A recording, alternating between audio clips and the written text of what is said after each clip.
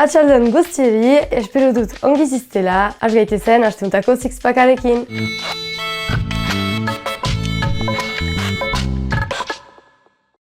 Gaur, 6:30 LGBT-fobiaren aurkako elkarretaratzea inen da Baionan Askatasunaren plazan. Helburua, LGBT pertsonen ikusgarritasuna areagotzea izanen da. Manifestaldiaz gain, hainbat ekimen antolatu dituzte heldu diren asteetan. Atzo, Parisiko Auzitegi Korrekzionalak, Txetx Etxeberri eta Beatriz Molaran bake artisauak erruduntzat jo ditu. Erruduntzat jo dituen arren ez diete zigorrik ezarri. 8 urte ondoren bukatu da auzia. Euskalgintzako erakundeak hizkuntza politika sendoak eskatu dituzte Baionan. Korrikaren amaierako erria hautatu dute simbolo gisa. Euskara hizkuntza minorizatua dela salatu dute eta hizkuntza politikek aurre egin behar diotela adieraz. Asteazkenean, Robertiko Eslovakiako lehen ministroa tirokatu dute. Tiroketa egin duen gizona atxilotua izan da. Ebakuntza bat egin diote segidan pikori eta bere bizia ez da arriskua. Macron frantziak presidenteak larrialdi egoera jarri du Kaledonia berrian. Hautesle errolda handitzeko intentzioak liskarrak sortu ditu. Nuna hiriburu inguruan izan dira liskar gehienak. 4 hildako izan dira. New York eta Dublin lotzen zituen ate virtuala itxi dute